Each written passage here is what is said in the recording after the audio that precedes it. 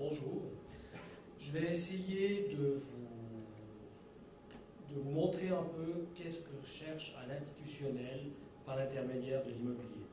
Et plus précisément par l'intermédiaire de l'immobilier commercial, qui est en tout cas le cas dans très populaire. On est assez actif aussi dans ce domaine-là.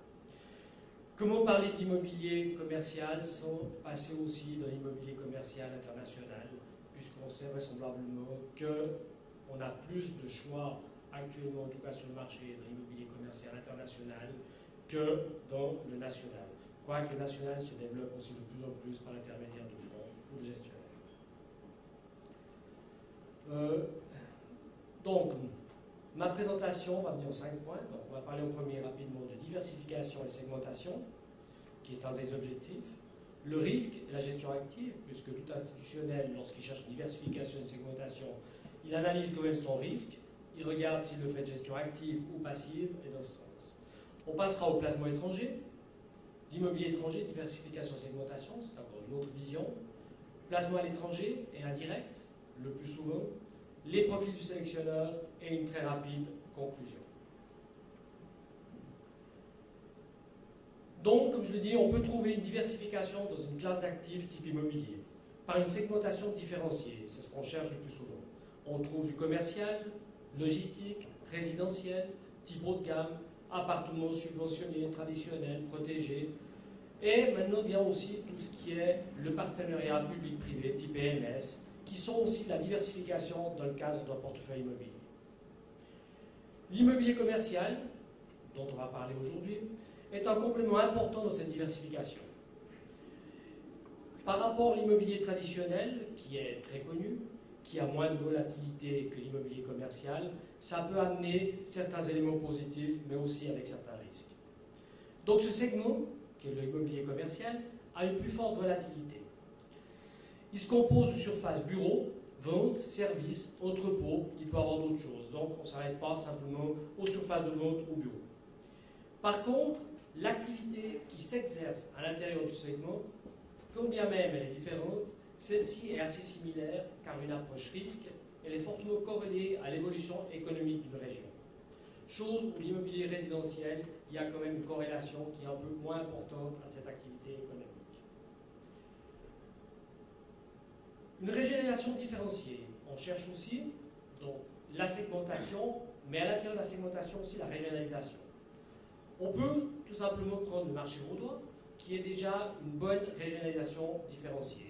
On trouve des disparités dans la localisation des projets. Vous avez le bassin lémanique, qui lui ne répond pas à la même chose que tout ce qui peut être la côte, rivière ou nord vaudois. Et on se rend compte qu'on peut avoir des disparités régionales très importantes déjà rien que dans le canton.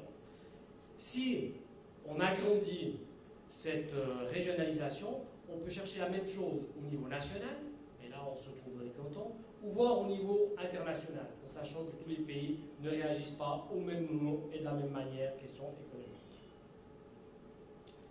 Le risque et la gestion active.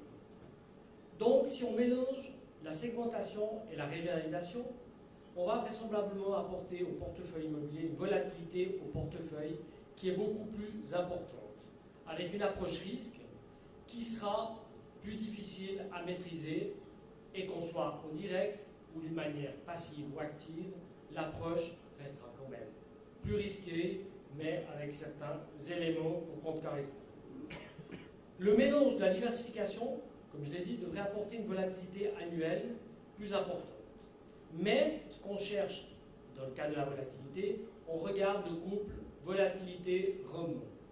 Et on se rend compte que cette volatilité plus importante nous amènera une meilleure espérance de performance à long terme.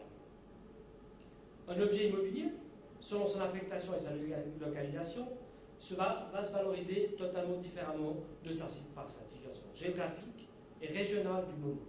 Il est clair que géographiquement, un pays ou un autre, on n'a pas les mêmes valorisations sur les biens, mais surtout encore, le moment auquel on acquiert l'objet, est-ce que la région est porteuse économiquement, est-ce qu'elle n'est pas porteuse, ces éléments viennent beaucoup plus influencer ces éléments à l'acquisition. Ainsi, la prime de risque, considérée dans la valeur de l'objet au moment de l'achat, doit tenir compte non seulement de son état d'entretien, mais également de son risque économique. En immobilier, comme toujours, l'adage qui dit que l'emplacement est le facteur principal pour un investissement. Pour les bureaux et les commerces, d'autres données mesurables sont aussi objectives, comme l'aspect central, la fiscalité de l'endroit, puisque si on parle de l'immobilier commercial, il faut aussi voir les sociétés, pourquoi elles viennent pas prendre des locaux à tel endroit, l'accessibilité, tous ces éléments viennent également s'additionner.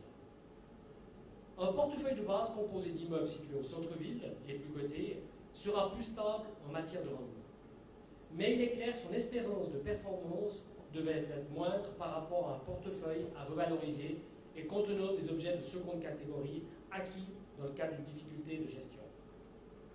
Donc là, on commence déjà à voir les profils que l'institutionnel cherche. Est-ce qu'il cherche simplement le rendement? Est-ce qu'il cherche une diversification et il dit le rendement, je l'ai dans l'immobilier traditionnel et je cherche plutôt la performance à court moyen terme? Et avec ces éléments, vous verrez comme se constitue un patrimoine immobilier institutionnel. Donc le bénéfice, on sait toujours qu'il se réalise principalement au moment de l'achat d'immeuble. Un bon achat fait que le bénéfice peut se faire à terme. Un mauvais achat, ce sera toujours difficile.